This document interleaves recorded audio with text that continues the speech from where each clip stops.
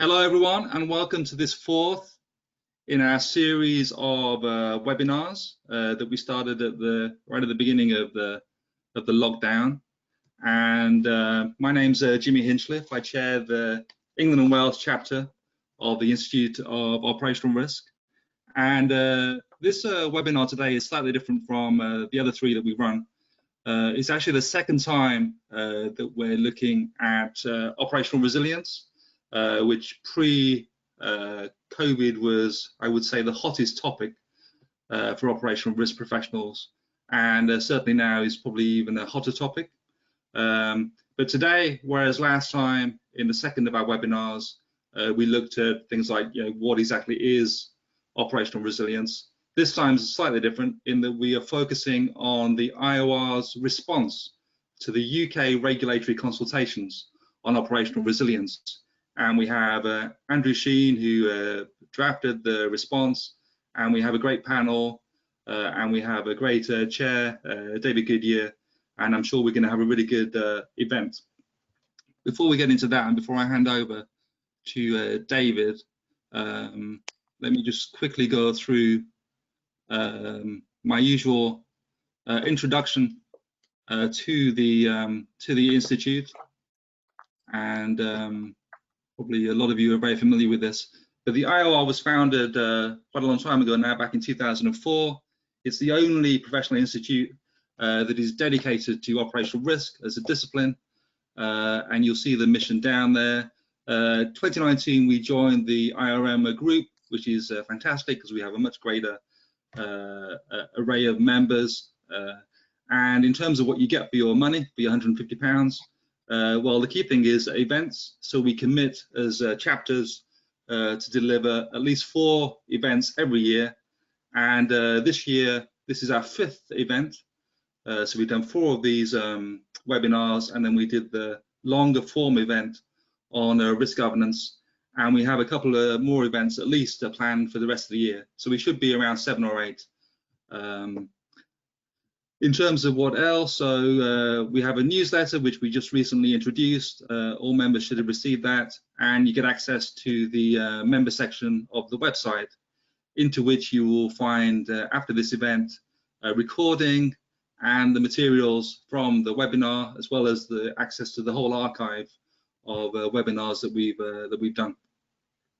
The other thing that you get, and these have historically been incredibly popular, is access to the sound practice guidance notes, and these have been updated, and we've actually got Simon Ashby, the former chairman of the Institute of Operational Risk, has been working and updating these, and we have the first one coming out next month, followed by 2 in November, and then the rest out by the end of December, and they'll obviously be available to members as well, which should be fantastic.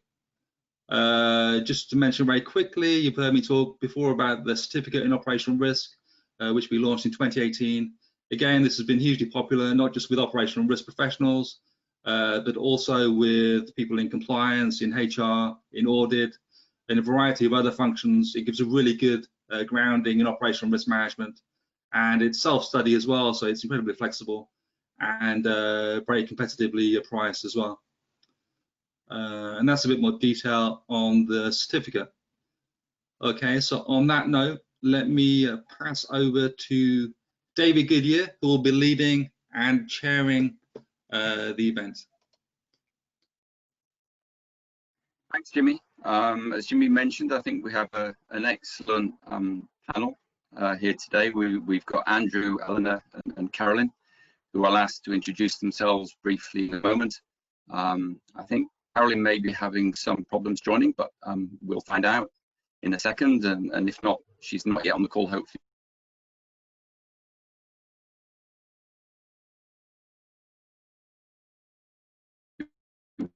I've mentioned, I've become very happy to become a member of the executive committee of the IOR this year. I left MUFG Bank at the end of last year, having been there for 30 years, and realized that one way or another, I've been involved in operational resilience, either in the front office, first line, second line, for all my time there. So I have a particular interest in this, which I'm continuing to develop. The way we're going to do this today, after the panelists introduce themselves, I will hand over to Eleanor. Eleanor has prepared 3 polling questions, which she will go through there.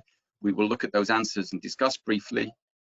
I will then hand over to Andrew to explain and give his update on the response to the CPs. And after that, then we'll move into the panel discussion. So that's how we see things going today. Can I please say that could you ask questions as we're going through here, please?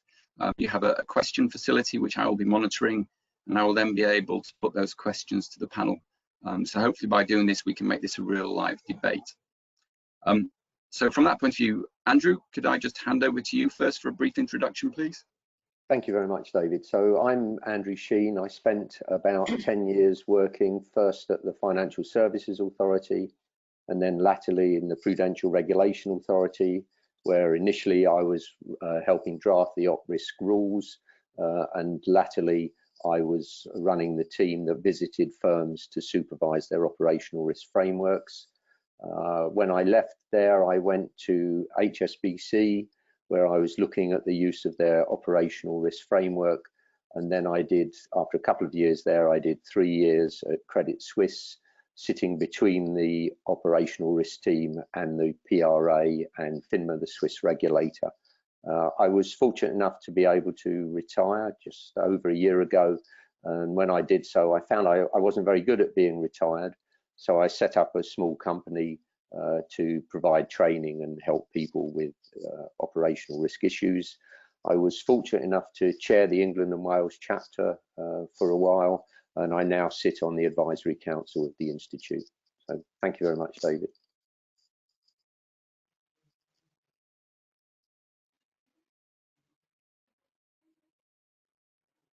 I think David. Are you okay to go now? Yes, of course. Yes, I am Elena Pikova. I'm director and founder of the OPRIS company, practitioner and consultant. I chair Best Practice Operational Risk Industry Forum and the expert panel at the Association of Foreign Banks. So I value industry interactions, and I think the operational risk, both operational risk and operational resilience, are 2 disciplines where as more as we can share practical tips and hints and our views, the better the whole industry's knowledge would become. At the Institute of Operational Risk, I was a former director of education, so the certificate in operational risk management in particular, I would recommend to all those who are interested in continuing their education. And really looking forward to today's discussion. I think very topical, operational resilience.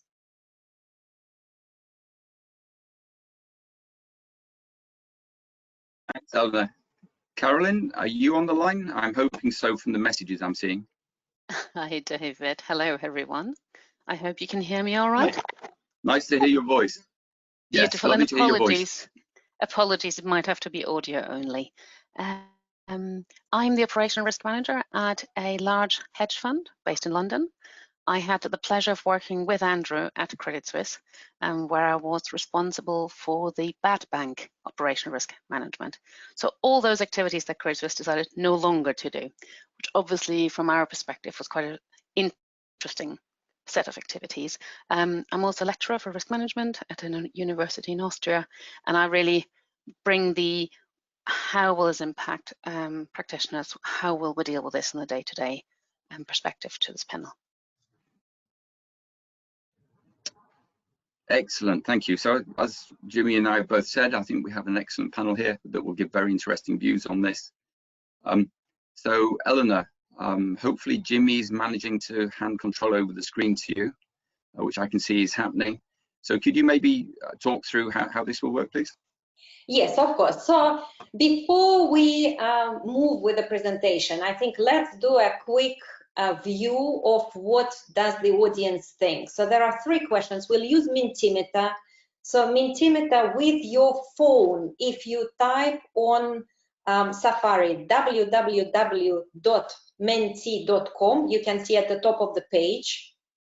It then will ask you to put the code in. So you can see the code here as well, 6740 339. And then you will see the questions appearing together with the options to select and vote. And you can start voting, and we will see the results appearing right on the screen. So I will just give a couple of minutes for people to tune in and start voting.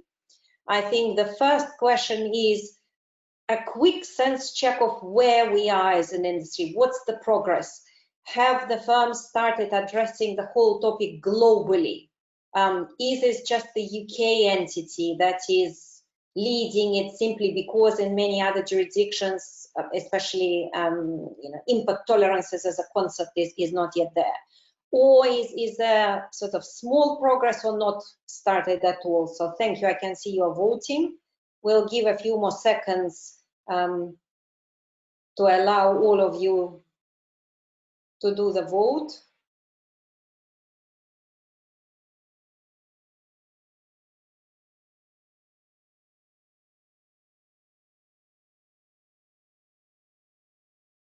And that is quite an interesting distribution, isn't it? So we will discuss also, we'll come back to this slide and discuss the results later as well.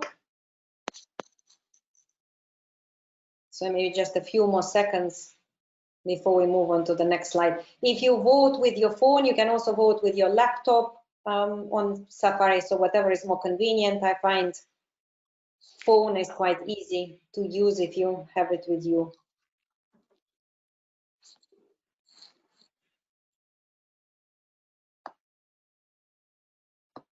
Okay, I think many of you have now voted. So let us move on to the next question, which you will hopefully see appearing on the screen as well on the phone. So this is the approach to operational resilience. What is the thinking?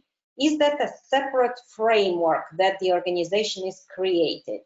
Is it integrated with operational resilience? Is it integrated with other framework, whether it's business continuity or outsourcing or something else? Or is there still a consideration of how are we going to be addressing that? So let's see where this takes us. So also interesting to see a variety of approaches.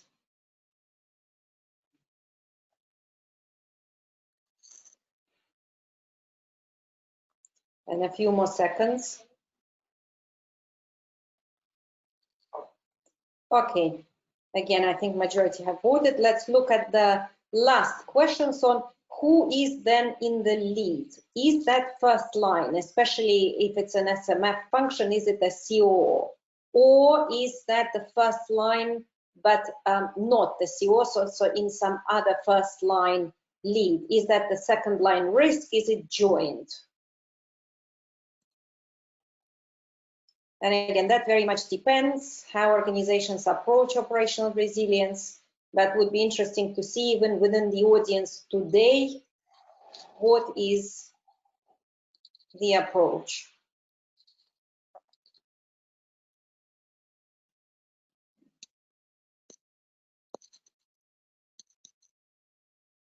Okay, I think most of you have voted. If we spend a couple of minutes, I'll go back to the slides, and if we spend a couple of minutes virtually discussing what is coming out of this vote.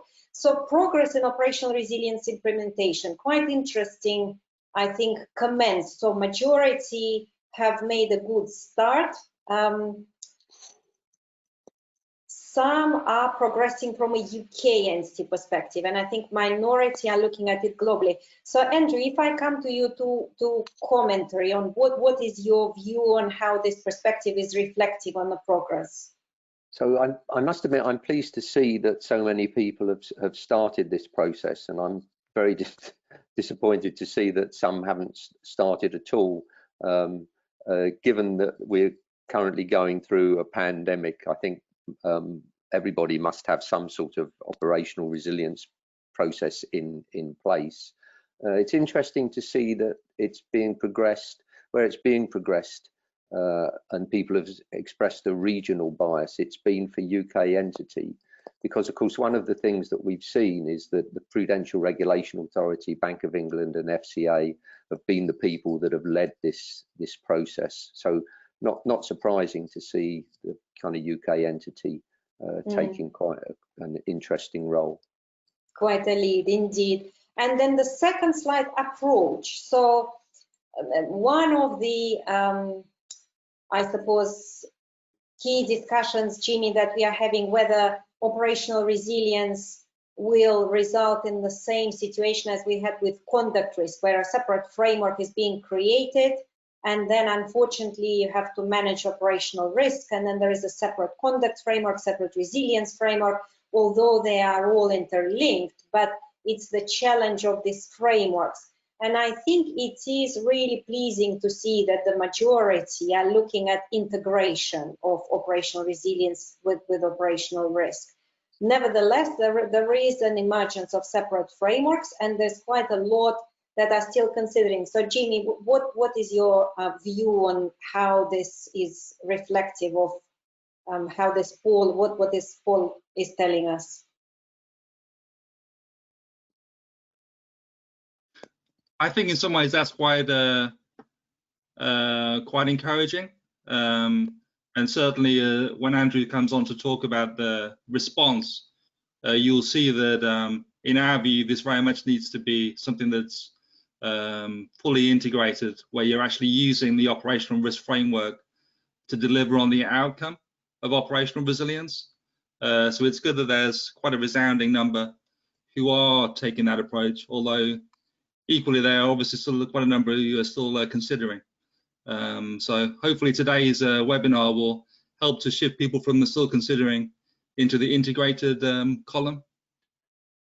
Okay, yes, thank you, Jimmy. And let's have a look at the last one. So who is leading the efforts? And that is also quite interesting, because Andrew would be talking about the roles and responsibilities of who is actually in the lead.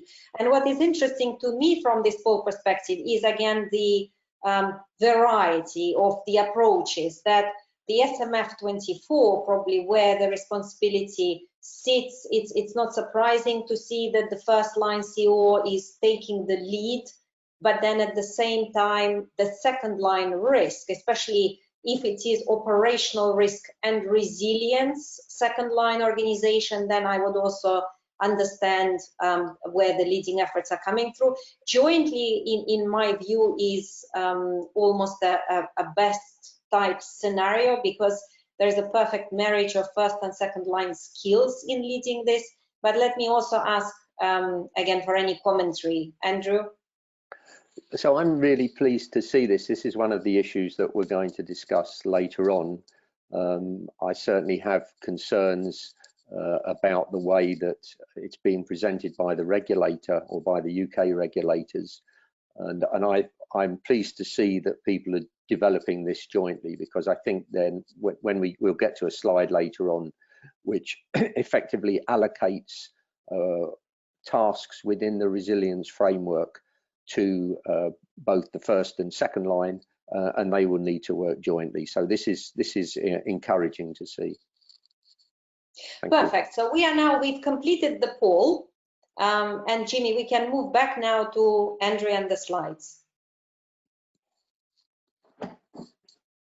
Okay, thanks for that. And again, I think some very interesting points that we may pick up on again after Andrew's presentation and talk through now. So if I can maybe just remind ourselves of history a little bit. So much has happened in the last few months. It almost seems a lifetime ago, I think, when Andrew was drafting this initial response, which was due back in April to be submitted, but that's now been pushed back to October because of, very understandably, because of the impact of COVID. So the initial discussion paper came out in mid-2018 from the FCA. And I guess maybe one of the points to discuss and thoughts from the panel would be how have recent events around COVID and also the publication of the paper on operational resilience from the BAL committee maybe impacted, or how does it tie in with the response? But maybe before we get to that, if I could hand over to Andrew and he could take us through a summary of the response, please. Thanks very much, David. And so the next slide simply lists the various, we're going through regulatory publications. So This is just a bit of background. We saw a PRA consultation paper and an FCA consultation paper published, seems like a lifetime ago, in December. And the original aim was, I think, that we had to have our responses in by April, but very wisely the regulator extended the deadline, and I think it's now the 1st of October. We're doing a single response, but we will be sent to both regulators, and of course will be published once it's received by the regulators. So if we can move down the next slide, this just lists, and I won't read through them because we'll come to them, but these are to me, when I was looking at what I wanted to cover, we have more concerns than this, but I think these were the key ones that we really wanted to share with the membership here. So if we move on to the next slide, so it's this issue of is there an umbrella function, and is it operational resilience, or is it operational risk? And it was interesting that we saw when people said which approach they were using, we saw that only 4 were using separate operational resilience and 14 were using an approach integrated with operational risk. And 12 was still considering. Wherever you are in this debate, and we will touch on it, but it's not really the subject for today. The BCBS recently brought out a paper on operational resilience. It's a slightly different level. It's not as granular as the UK papers, but it would give you some food for thought around how operational resilience fits in with your governance and op risk framework and what you're doing already. So that's worth having a look. We are certainly concerned that there would be a repeat of what we saw when people were establishing their conduct and compliance frameworks, and they went off and set up totally separate silos. They didn't use the same software, they didn't use the same measurement, and they didn't talk to each other. So you didn't have, you were comparing apples and pears, and the whole thing really became very complex, caused a lot of confusion, particularly around the board and senior management, and wasn't very efficient. So that was our concern, was that we'd see a repeat of that. And if we go to the next slide, it reproduces a diagram that's in the consultation papers, and this is part of the reason for our concern, that you have operational risk management just as one of the elements sitting underneath the operational resilience piece and subservient to it. And we felt that that wasn't the right way to approach this. And if we go on to the next slide, I'll try to demonstrate why I think that's the case. And hopefully everybody will have seen this and be familiar with it. And it's simply the bow tie, which lots of firms use to break operational risk events into causes and impacts. And the interesting thing about operational resilience is, and this is quite refreshing, it's the assumption that things happen. The event has happened, it will happen. And so essentially operational resilience, although there is in there the ability to prevent, but it's really about managing the impact. And already within the operational risk framework, we already do a lot to understand the cause and prevent operational resilience events. And so I felt that as a result of this approach, which is used by many organizations to look at operational risk event, operational resilience really was just in the impact space, and so therefore should sit under the operational risk umbrella. I will say that operational resilience and the approach to operational resilience is a really refreshing approach to looking at the impact space. So I think there are some things that people who operate in the pure operational risk space could learn from operational resilience and what you have to do within operational resilience. Now, if we move to the next slide, one of the issues again that we touched on before is the role of the Chief Operating Officer and the role of the CRO. And again, it was interesting when we saw the slides, it was pretty evenly split between people doing being led by the COO, being led by the second line of defence, and then a slightly larger number who were developing this in unison. And the consultation paper from the PRA does say that where it exists the chief operations role senior management function, which is, I'm sure we all know, is SMF 24, should hold overall responsibility for implementing operational resilience policies and reporting to the board. And so it's quite clear that we understand what tasks he's been giving, that the SMF 24 has been given. He's been given responsibility for implementing and for reporting. So the SMF is in the first line of defence. So the question I asked, and I'm using the second line of defence here, I know it's not everybody's favourite subject, but given that the point is we need clear roles and responsibilities and accountabilities. So someone in the business area is accountable for implementation and reporting to the board. But if we go to the next slide, what we try to do here is just break down the high-level components of an operational resilience framework.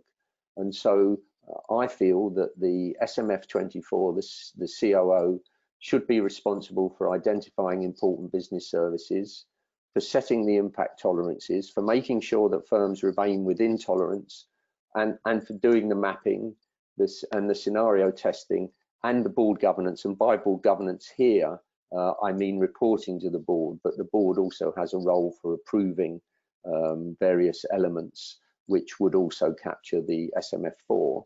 But the regulatory requirements are also that you undertake an annual self-assessment. And I believe that that should be done by someone who's independent from the day-to-day doing, and the day-to-day doing sits under the SMF 24, and the risk function sitting under the SMF4 would be in a good position to do that independent annual assessment.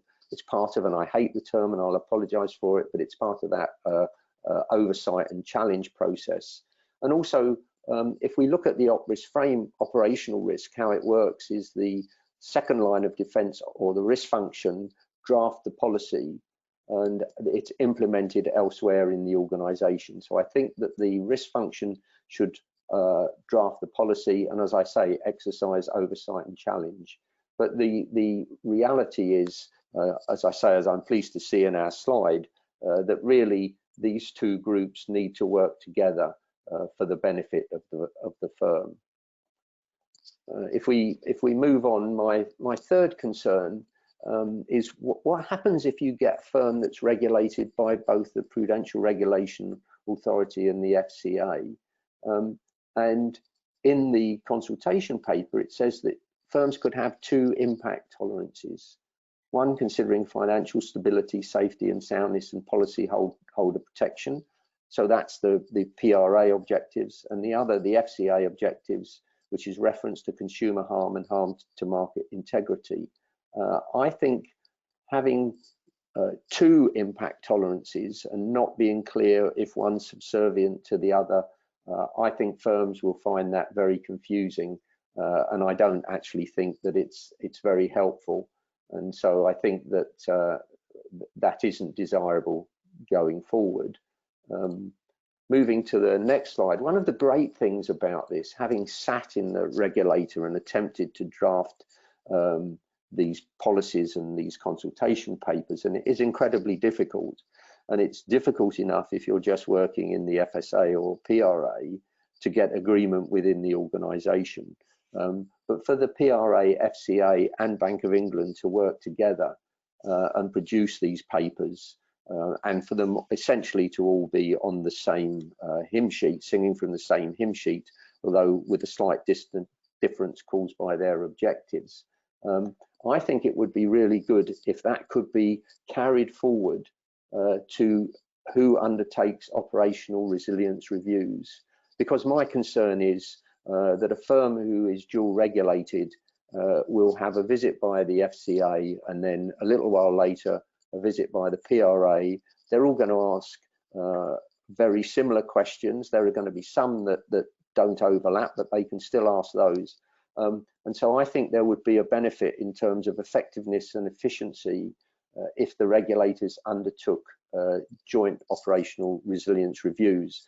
And part of the reason for my concern, having come from the regulator and gone back into industry, it was only really when I went back to HSBC and Credit Suisse that you really get a good reminder of the impact of the regulator coming in to visit, the amount of work that goes in, you know, an off-the-cuff regulatory question.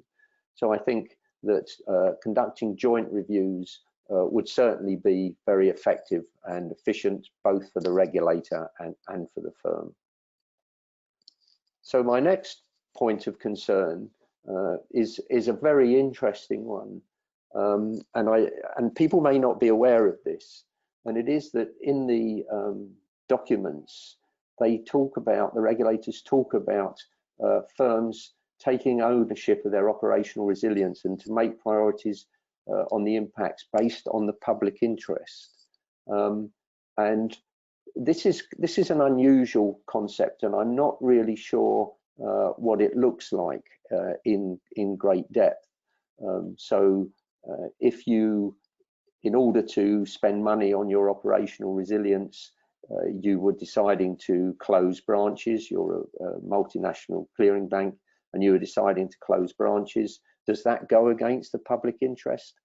So I think it's quite interesting that the regulator has imposed on commercial firms who have an obligation to their shareholders and stakeholders this demand to take account of the public interest. And I certainly would like to see a bit more on what that might look like. And then finally, and it may be that there's a role for the institute here or an industry body, but I would personally like to see it being led by the regulator in the way that many years ago we used to lead some industry groups to define things. You will have all seen that the consultation paper talks about important business services, it talks about impact tolerances, and it talks about scenarios. And I think it would be very useful if the regulator could produce a range of generic important business services, impact tolerances and scenarios, because I've been fortunate enough to be a bystander with a firm who is attempting to go through this process.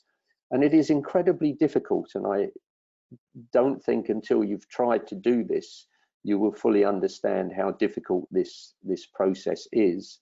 And so what I would like to see, instead of every firm going away kind of starting from scratch, some very successfully and sadly some not very well, attempting to define these elements, I think it would be make a much better contribution to implementation of resilience frameworks if the regulator, and if the regulator won't do it, then industry has to do it. But there's always that issue about, is it in keeping with regulatory expectations? But to define some of these things, just so as firms have a better idea of what they should be doing. So thank you very much for that. I think I've met my time deadline, so back to you, David. Thanks, Andrew, for a really excellent, I think, high-level summary of some of the major concerns coming out of that. So if I could maybe go to the other panelists first, maybe just to get their initial views on this. So I don't know, Carolyn, hopefully you're still there and you've been able to hear what's going on. Do you have any comments you'd like to make? Absolutely. And David, I think I want to jump right into something that Andrew has alluded to, and it's that integration versus the fragmentation point. So I think the reality of implementing this at any firm will be that you need to find out who will be accountable and how do you make sure that this is not another administrative exercise where we have a potential for friction between the two frameworks. And so to me, I would like to come back to that picture of the bow tie. If we can all agree that operational resilience is the outcome, is the impact, is the result of effective operational risk management, then that already answers the question. That answers which of the senior managers, will hold the pen. Where do we see the priority? Because in reality, we've just all gone through 6 to 7 very tough months. And actually, in many places, it's worked better than we thought it would. We've never had a chance to test full working from home. And hey ho, somehow we have survived. But if we were to think ahead, if we were to think about this in a scenario, how do we make sure that actually we present an integrated concept? So to me, that is the main question here. That's great, thanks. And before I just pass over to Eleanor, I should remind people to please submit questions that I'll be picking up and then putting to the panelists. But Eleanor, do you have any thoughts on what Andrew's just said? No, thank you. And Carolyn, I would agree with you. And Andrew mentioned Basel Committee paper. Again, the Basel Committee paper indeed is at a higher level, but it's important because it is international. So whether your headquarters is in Australia, Russia, China, or Nigeria, the Basel Committee guidelines are read and digested and understood by all headquarters. And it says that operational resilience is the outcome of operational risk. I think that is an anchor that gives a great ammunition to operational risk practitioners to almost jump into the leading seat and say, okay, well, let's work with this with this statement, and what can we do? And there are many practical matters of is operational resilience a separate risk type in a taxonomy, for example? No, perhaps it shouldn't be, because again, it's an outcome. So how do we do our risk and control self-assessments? Is there an opportunity to switch from siloed departmental risk assessments to process-based, to align with key business processes, to look at the tolerances and how does that all? So I think there are lots of opportunities from a positive side, because in general, I have a very practical approach. I agree, Carolyn, as well. There's so much regulation, and it's possible to forever be like a gloomy critic.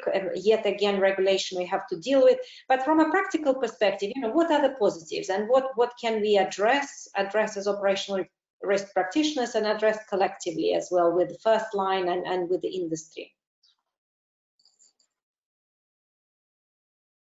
Thank you, that's great. I think you've picked up on an important point, Eleanor, that maybe wasn't clear in the SCA or PRA papers around where op resilience and operational risk sit, which is one of the things I think Andrew highlighted.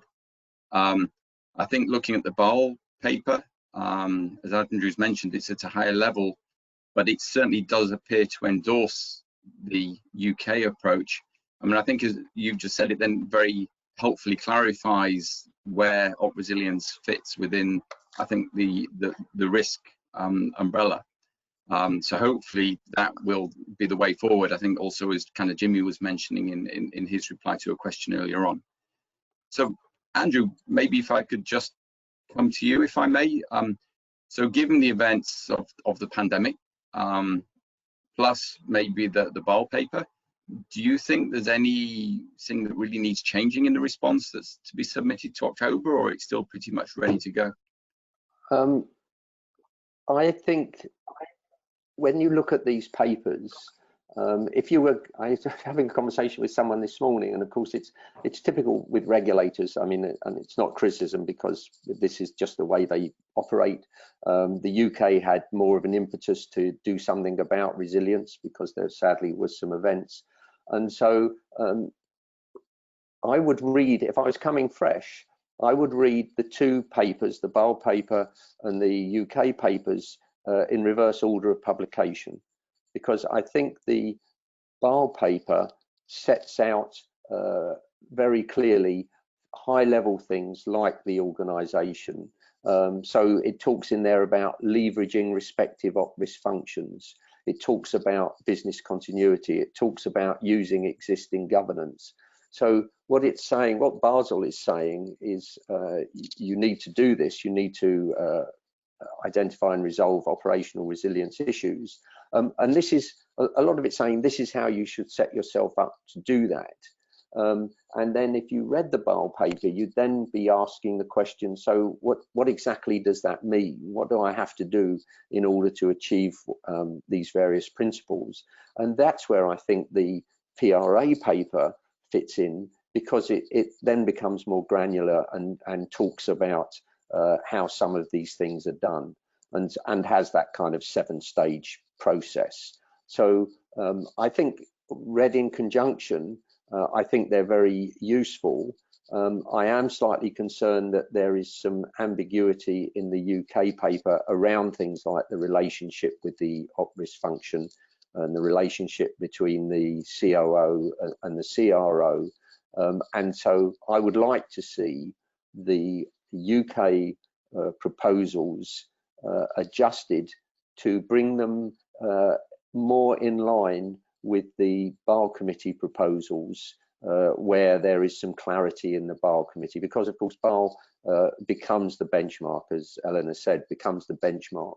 So certainly, and you know, the paper we wrote, you know, we wrote this back in March, April. I've tinkered with it a little bit, but you know, I need to sit down and produce a final version, and that will need to reflect Basel and also COVID, because if you look at the process, the resilience process up until January, February, it was about cyber. It was about IT risk. You know, the big examples. You know, the RBS thing, the NatWest piece, the big cyber attacks, and so it was very much about IT and the damage that issues in the IT system can do.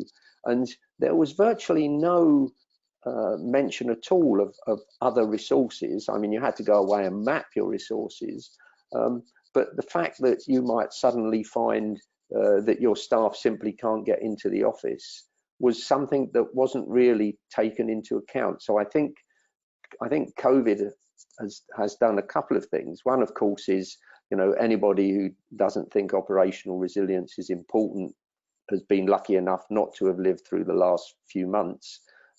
So it has that kind of benefit, because sometimes in the op risk space you feel like an insurance salesman, or you should do this and then that might not happen.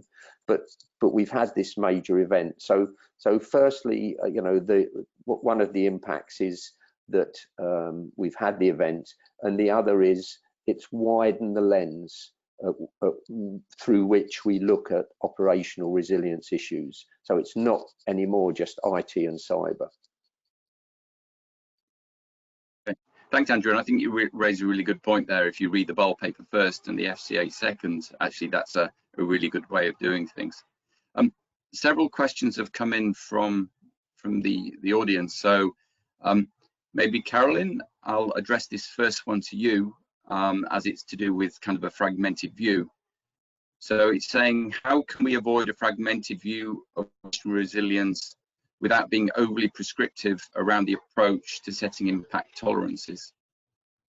I don't know if there's a quick answer to that one, to be honest. I was just going to say, I would almost, you know, I think you can only set impact tolerances meaningfully if you have a robust list of services. And to me, that is maybe where a lot of us are still working on, is to say, what are our critical services that we need to protect when something happens? And so to me, the way you can think about non-fragmented impact tolerances, maybe by saying, we all as an organization, we agree on a list of our critical services, and that is not per department, but for the firm. And then we say, what is minimum standard that we're willing? Do we all understand what that means, what an impact tolerance means, and how do we define that? And then we say we will not be able to define an impact tolerance for all of the hundreds of services, but really for the top, I don't know, 20, top 50, whatever the size of the organization is. But it needs to be that triaged approach, because otherwise you get lost in semantics and granularity. A really good point, and following the UK approach of the mapping around those critical services, the more of those that you have, it's a multiplier effect. It amplifies the amount of work to be done. So getting that balance, I think, is really important. Eleanor, if I could come to you with the next question, please, which is to do with scenarios. So I'm giving you the heads up here in case you can't read it. Both operation resilience and op risk pillar 1 and 2 focus on stress scenarios under the clause of severe but plausible. how do you see the differences in severity between each case? And should op resilience be related to risk tolerance as opposed to risk appetite? So then hopefully you were able to get that. Yeah, I mean, I think it probably doesn't have a full answer yet. So I don't think at this stage we can say with clarity how exactly, you know, and what scenarios are we going to be running. I would agree with Andrew that probably some type of a list of industry common scenarios would be quite useful to have, rather than each firm developing their own scenarios, but for the resilience, from the resilience point of view and for the development of impact tolerances. Are they exactly the same scenarios as in the operational risk space? I think there should certainly be a consideration, especially if there are differences, because if there is a major scenarios in the operational resilience space, but they are not considered under operational risk, perhaps there is a gap then in the operational risk framework or in a pillar 2 consideration. So I think, you know, I wouldn't say that I've got all the answers yet, but certainly, again, another opportunity for the line 1 and line 2 risk to work together in this space. Okay, thank you. And Andrew, I'm being an equal opportunity questioner here.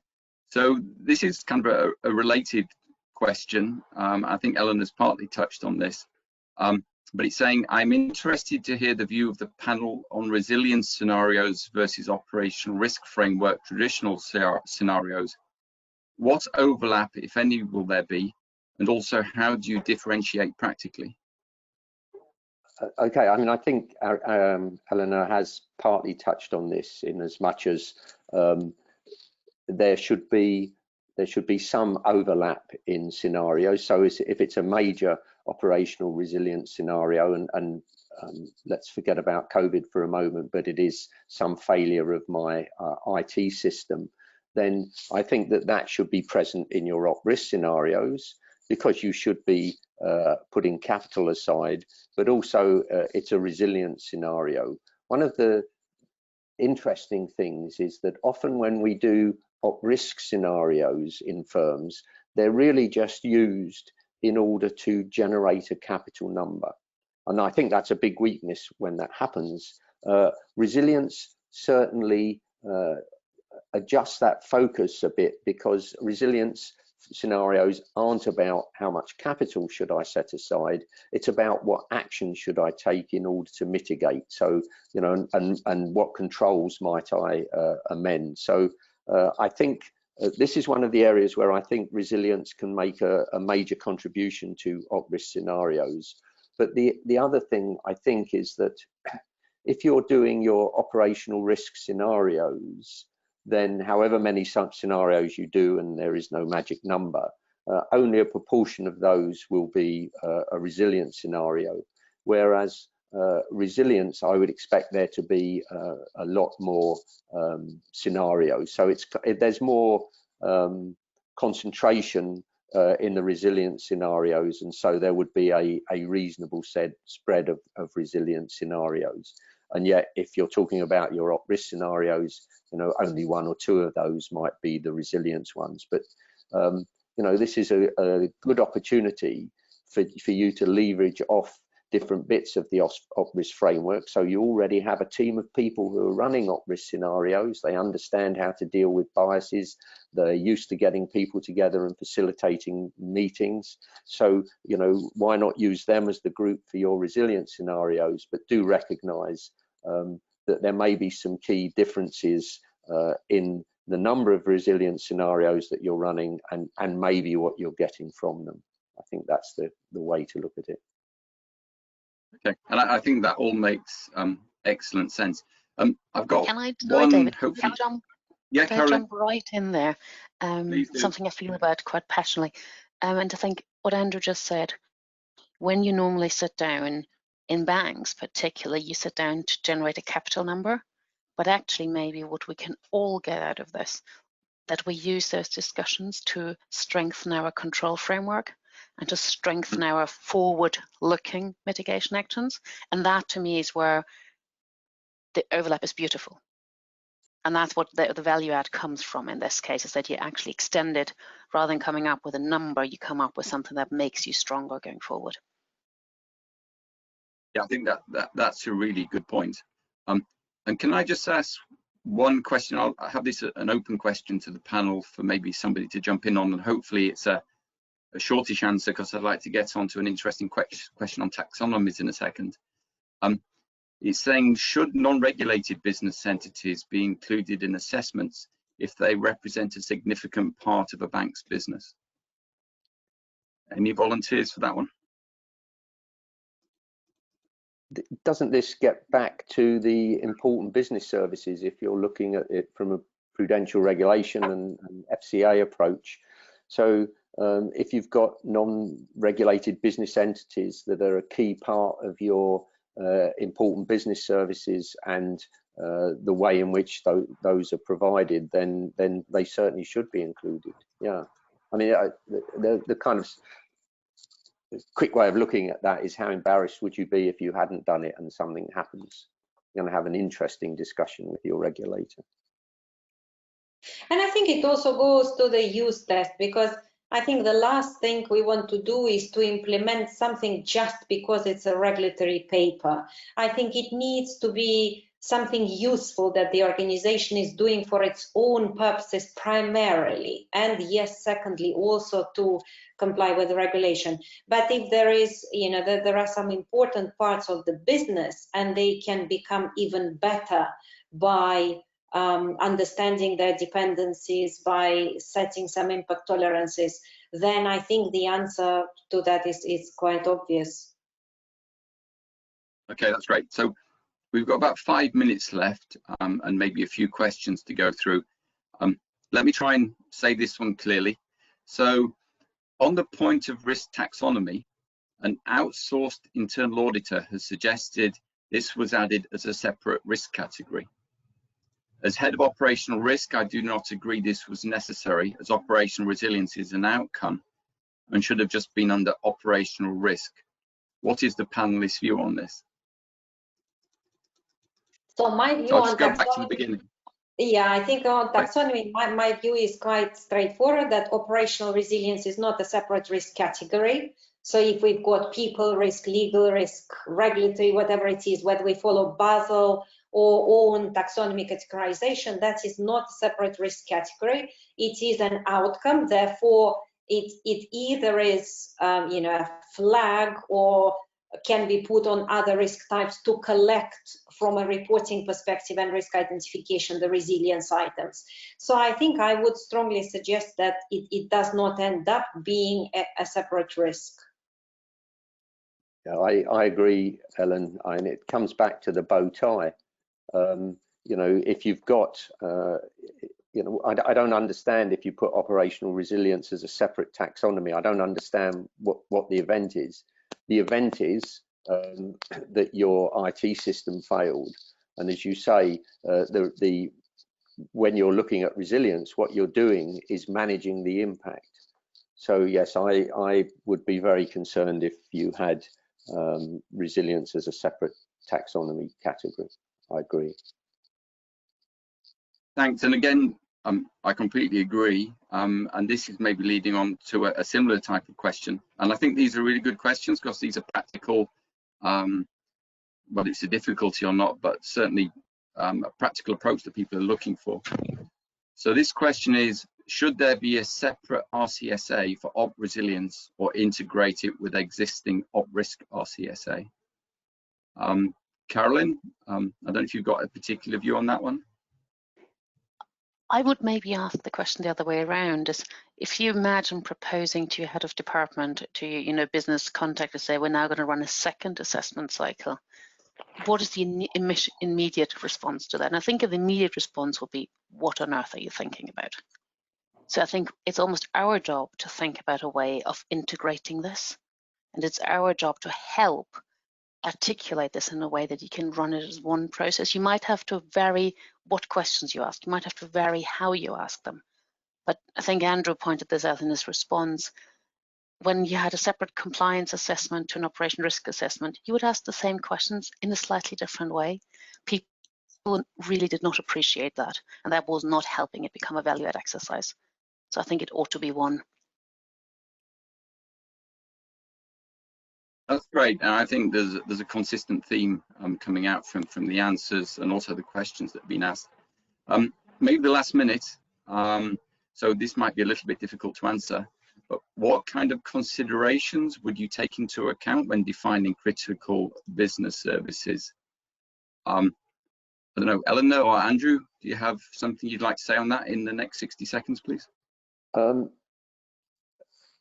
One initial way of starting it might literally be to look at your bank's webpage, if it's got one.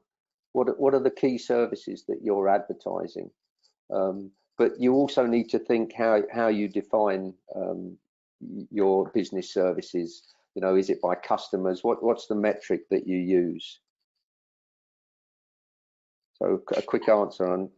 And I would also just say that one side is the balance sheet, significant balance sheet accounts, the other side is the customers, because the significant balance sheet accounts, where are your major services? And that's Sarbanes-Oxley methodology. It has sense, you know, why are you generating your significant revenues? Certainly in some, you know, major services. And then the other end of that is what are you providing to the clients? So I think it's marrying the two.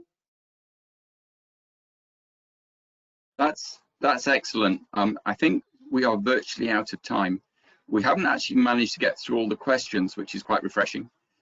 So I'll discuss with Jimmy after this maybe how we can maybe provide some kind of answers or feedback on questions we haven't managed to get through. So if I can just say thank you very much to Caroline, Andrew, Eleanor, Jimmy for introducing the event. And if I also just mention that we are planning other events through the IOR, I think we've managed to keep going through COVID, which has been good. And there are other events planned in the next few weeks. So hopefully then just about bang on time, I think, can I just say thank you to everybody? And I guess that's the end of it. So thank you very much to everybody who's attended. You finished? Thank you. Yes, we've finished. Thank you. Cheers, everybody. Bye. Thank you. Bye.